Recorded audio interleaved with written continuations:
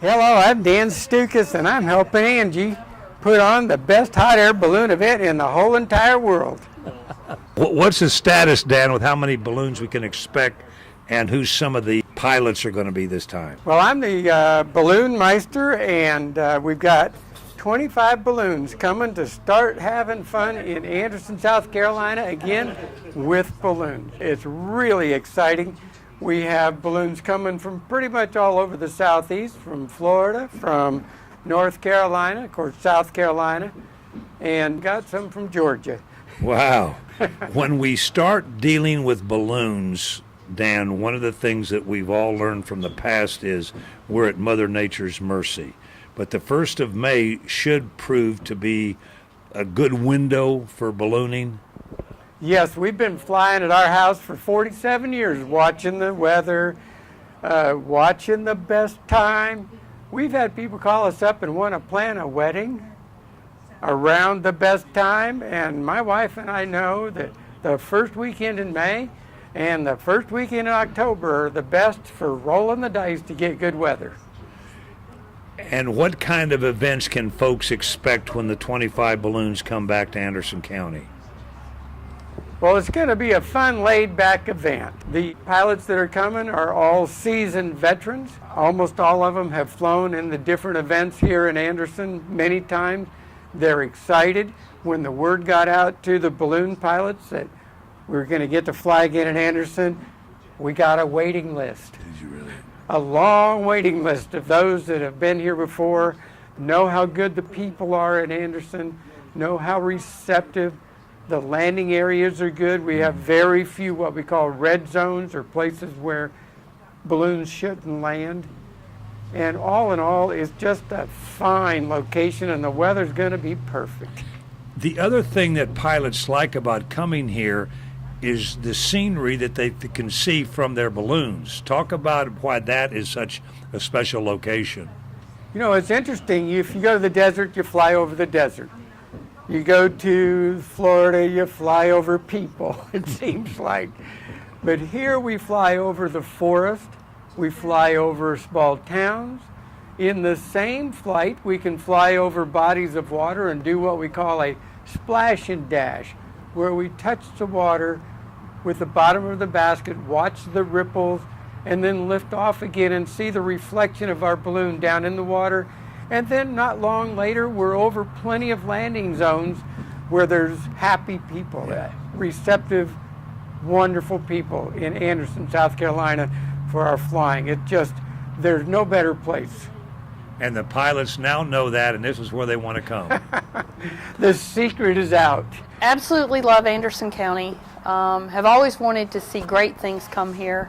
I had the fortune of working for Anderson County for almost 12 years and was able to work on several events in our community and got a lot of experience with doing some vibrance and bringing people together. I love to bring people together. Not too long ago, you got hit with that news that so many families are presented when you were diagnosed with cancer. Yes. What was that like? It's like nothing you can ever imagine until it happens. Everything starts going in slow motion. You don't hear anything after you hear you've got cancer.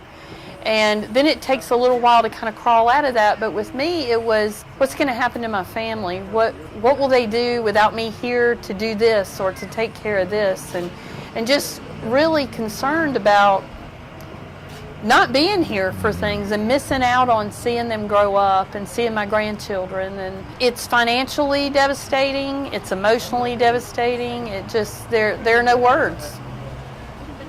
And the treatment, I remember when you were going through the treatment, for some, everybody's different. Yes. But you really got a hard dose of it.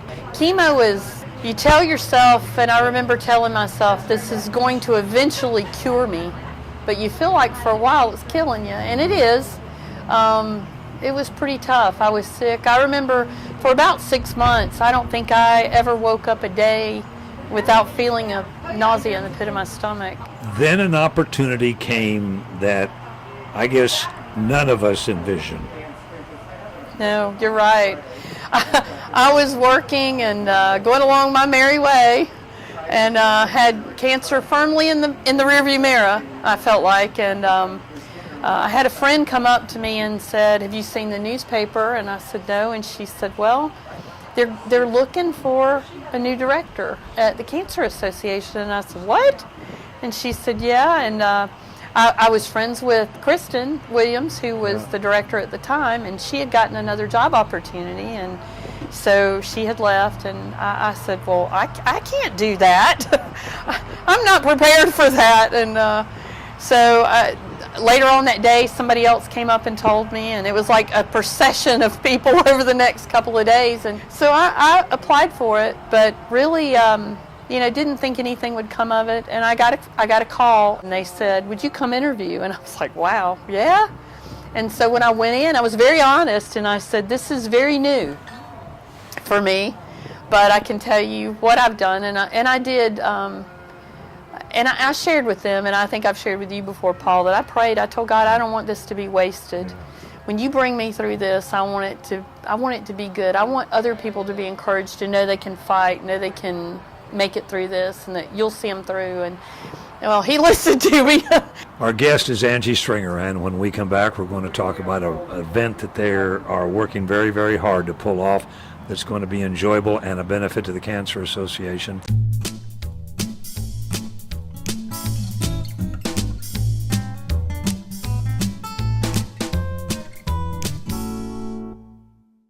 Briefly, for those that may not be aware of the service that the Cancer Association provides, your mission is to what? We provide financial and emotional assistance to patients that are battling cancer that live in Anderson County.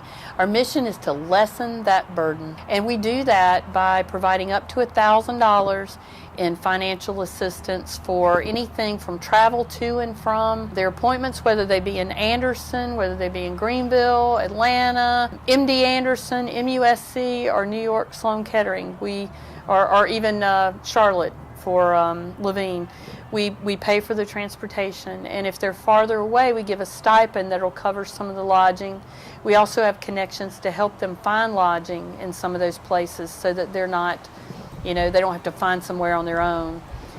And the one thing that has been constant with the Cancer Association is that money raised here stays here. Yes. The two questions we ask people when they come through our door is, are you in active treatment, which we follow up with the doctors, and do you live in Anderson County? And we follow up on their address to find it. And those are the only two criteria.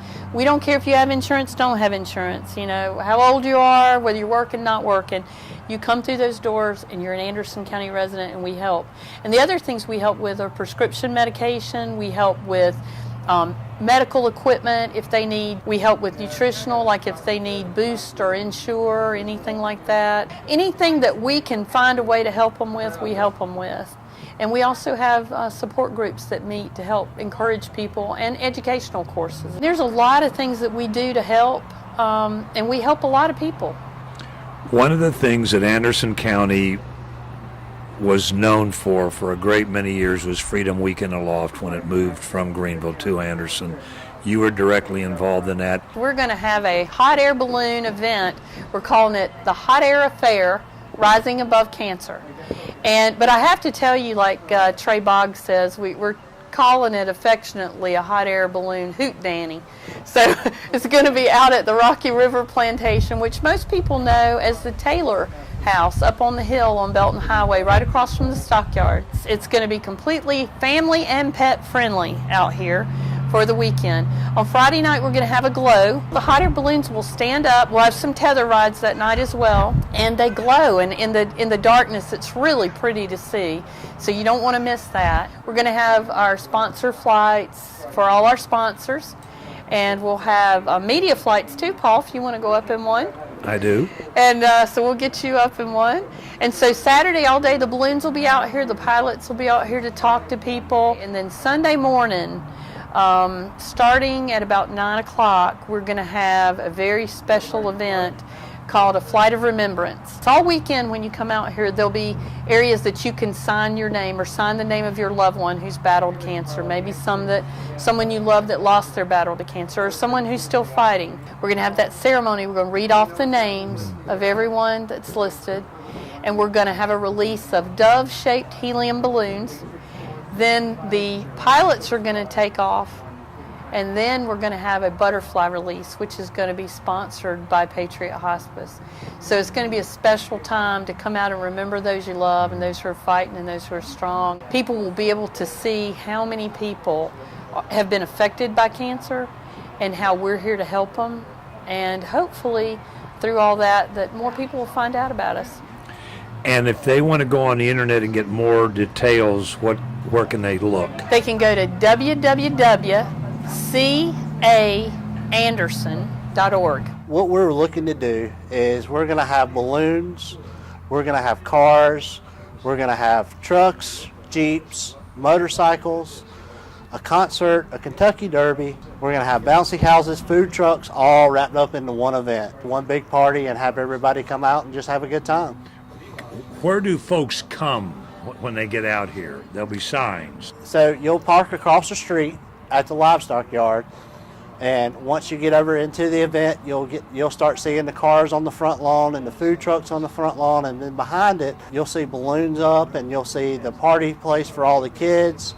So we'll have the bouncy houses set up for the kids, and there'll be music directing you where to go, and playing over the cars and playing over in the section with the balloons as well. We wanted to do something to highlight the Cancer Association of Anderson, Palmetto Distillery, and True Southern Events. So we wanted to put something together where we could bring in families and everybody just to come in and have a good time. We want to thank everybody associated with the Cancer Association of Anderson for sharing their stories with us, and we want to thank each of you for tuning in and invite you to be back with us next week for our next edition of Conversations with Paul Brown. Until then, take care, everybody.